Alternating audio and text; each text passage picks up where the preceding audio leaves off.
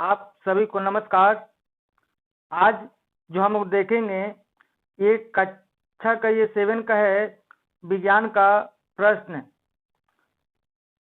इसका उत्तर हम लोग देखेंगे। सभी प्रश्न करना अनिवार्य है। आपका कुल एग्जाम होगा 50 नंबर का। तो देखिए, कुतरने में सहायता करने वाला दांत, तो आपका आंसर हो जाएगा क यानी कृंतक। दूसरा प्रश्न है, चाल का मूल मात्रक किलोमीटर प्रति घंटा यानी घ आंसर होगा। तीसरा प्रश्न है, पौधे का रसोई घर, तो पौधे का रसोई घर यानी पत्ती हो जाएगा आंसर। चौथा प्रश्न है, विश्व जल दिवस मनाया जाता है, विश्व जल दिवस मनाया जाता है, तो आपका आंसर हो जाएगा 22 मार्च। 5 नंबर जो प्रश्न है,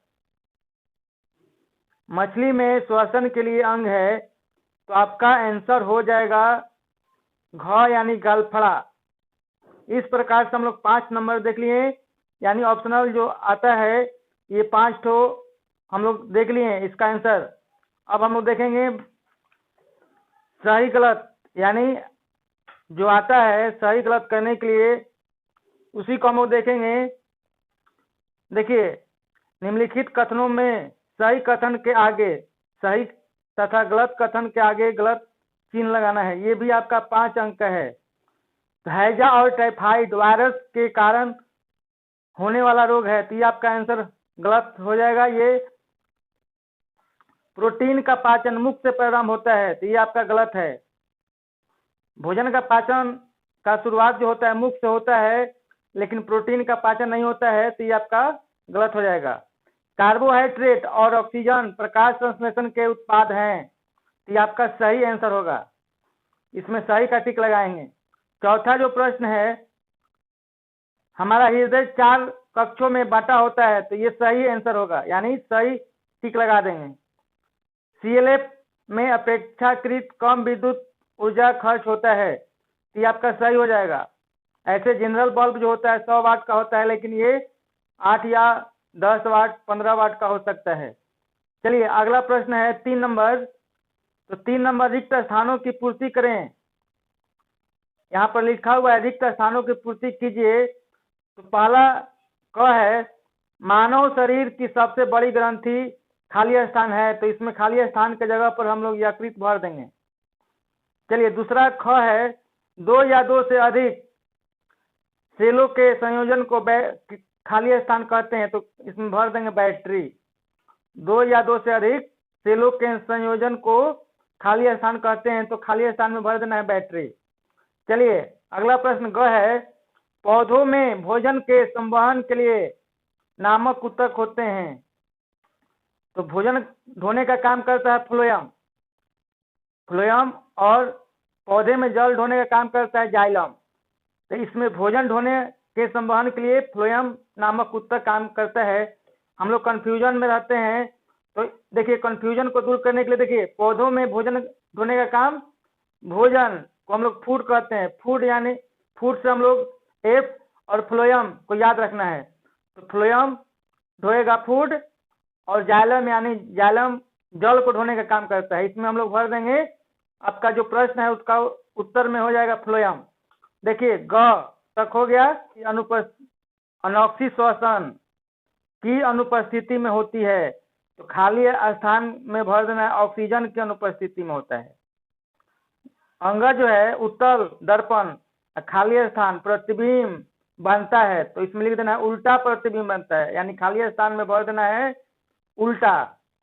अब देखिए चौथा नंबर जो है, सही जोड़ों को मिलान कीजिए, सही जोड़ों को मिलान कीजिए। तो देखिए इसमें आपका जो 5 ठो है, ये आपका 5 नंबर का। देखिए तो क्लोरोफिल, तो क्लोरोफिल को मिला देंगे पत्ती में। पीतरस, तो पिताशय में। गलफड़ा, तो इसको मछली में मिला देना है। स्टेथोस्कोप को मिला देना है हृदय गति को मापन करने में। और नींबू का रस तो अम्लीय पदार्थ है। ये पांचों को हम लोग जोड़ा मिला देंगे। देखिए 5वां जो प्रश्न है, निम्नलिखित प्रश्नों के उत्तर लिखिए, यानी 3 गुना 5 बराबर 15, यानी आपको 3 नंबर का 5 प्रश्न दिया जाएगा। अपशिष्ट जल से आप क्या समझते हैं? अपशिष्ट जल, तो देखिए इसका उत्तर में हम लोग क्या लिखेंगे, घर, स्कूल, होटल, अस्पताल से उपयोग के बाद जो गंदा जल नालियों में बहाया जाता है उसे अपशिष्ट जल कहा जाता है। क्या लिखा जाएगा इसमें? घर, स्कूल, होटल, अस्पताल से उपयोग के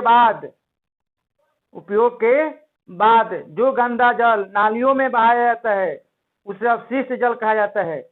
देखिए दूसरा प्रश्न आपका लिखा हुआ है, पौधों में पदार्थ का संवहन क्यों होता है? तो इसका उत्तर हम लोग लिख देंगे, पौधों में संवहन द्वारा ही पौधों के प्रत्येक भाग में जल एवं भोजन पहुंचता है, इसलिए संवहन आवश्यक है। अगला प्रश्न हम लोग क्या लिखना है 3 नंबर में, उत्तल दर्पण तथा अवतल दर्पण का उपयोग। तो देखिए उत्तल दर्पण का उपयोग तो गाड़ी के साइड में पीछे देखने के लिए या साइड मिरर के रूप में हम लोग लिख सकते हैं। और अवतल दर्पण का उपयोग तो डॉक्टर आंख, नाक, गला को देखने में करते हैं।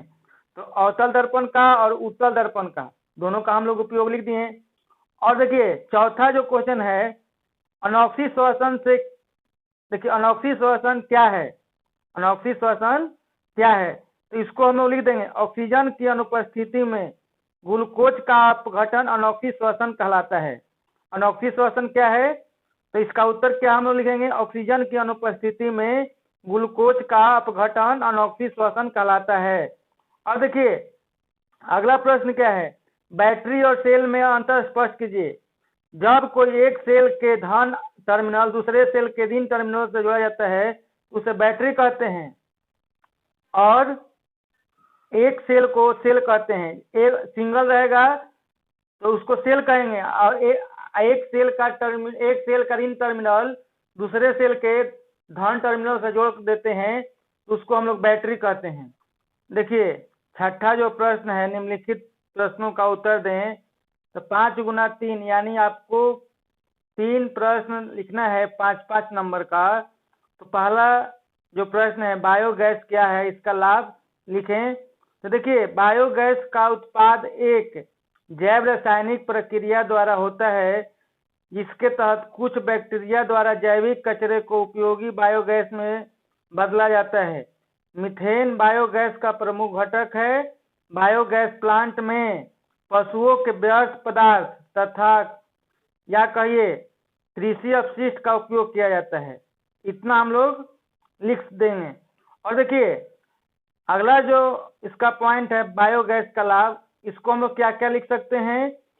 तो देखिए बायोगैस का लाभ जो है, इससे प्रदूषण नहीं होता है, यह पर्यावरण प्रिय है, इसके लिए आवश्यक कच्चे पदार्थ प्रचुर मात्रा में उपलब्ध होता है। और देखिए इसमें फसलों की उपज बढ़ाने के लिए खाद भी मिलता है। यह प्रदूषण को भी नियंत्रित रखता है। इतना हम लोग बात लिख सकते हैं। तो देखिए बायोगैस का लाभ भी हो गया। और देखिए बायोगैस क्या है, इसका हम लोग उत्तर इतना हम लोग लिख सकते हैं। देखिए अगला जो प्रश्न है, देखिए छठा का दूसरा जो है प्रश्न, इसमें फूल का नामांकित चित्र बनाना है।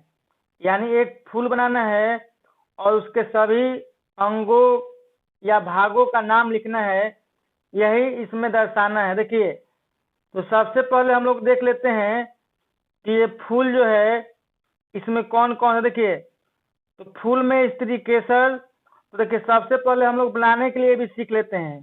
तो सबसे पहले यहाँ से स्टार्ट करते हैं। देखिए ये यहाँ से ऐसे करेंगे और इसको यहाँ नीचे गोल कर देंगे। इस प्रकार से, क्योंकि बनाने के लिए आएगा तो इसी प्रकार से बनाएंगे। देखिए सबसे पहले इसको बना लिए, इसके बाद दोनों तरफ इस प्रकार से ऐसे कर लेना है, तो ये बन गया।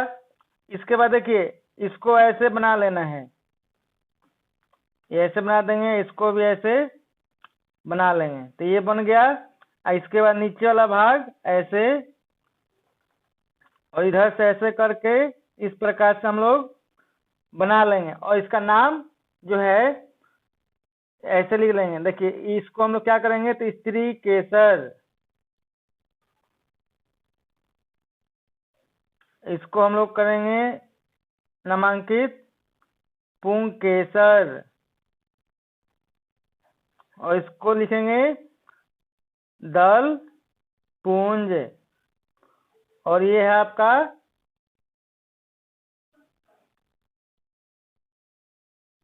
बाह दल पुंज। ये हरा होता है, ये दल पुंज रंगीन होता है, देखिए। और ये आपका है पुष्पासन, क्या है?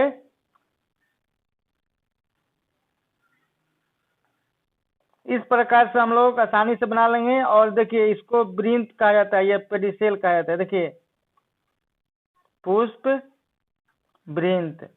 तो इस प्रकार से देखिए हम लोग आसानी से फ्लावर का चित्र बनाएंगे और उसका नामांकन कर देंगे। इस प्रकार से देखिए ये आपका 6 नंबर का दूसरा प्रश्न हो गया। अब देखिए अब हम लोग को देखना है अंतिम प्रश्न। तो अंतिम प्रश्न देखने से पहले आप लोगों को चैनल को सब्सक्राइब कर लेना है और बेल आइकन को दबा लेना है, ताकि आने वाला जो वीडियो है आपको आसानी से प्राप्त हो सके। तो चलिए हम लोग 6 नंबर का ये अंतिम क्वेश्चन देखते हैं, यानी 5-5 नंबर का। देखिए छठा जो प्रश्न रहेगा ये आपका 5-5 नंबर का 3 प्रश्न रहेगा। तो एक तो हो गया बायोगैस, दूसरा हो गया फ्लावर का नामांकित चित्र, और देखिए जो अंतिम प्रश्न जो है, तो देखिए हम लोग क्या लिखेंगे, कैसे प्रदर्शित करेंगे कि प्रकाश संश्लेषण के लिए सूर्य का प्रकाश आवश्यक है। तो प्रकाश संश्लेषण के लिए क्लोरोफिल, सूर्य का प्रकाश, कार्बन डाइऑक्साइड और जल होता है प्रकाश संश्लेषण के लिए। लेकिन किसी पौधे को अंधेरे में रख कर बंद कर दिया जाता है तो वह पौधा का क्लोरोफिल, कार्बन डाइऑक्साइड तथा जल तो मिलेगा, लेकिन सूर्य का प्रकाश नहीं मिलेगा। परिणाम स्वरूप कुछ दिनों में पत्तियां पीली पड़ जाएगी और पौधा सूख जाएगा। अतः हम कह सकते हैं कि प्रकाश संश्लेषण के लिए सूर्य का प्रकाश अनिवार्य है। इस प्रकार से देखिए आप लोग सभी प्रश्नों का उत्तर देख लिए हैं। तो आज के लिए इतना ही, धन्यवाद।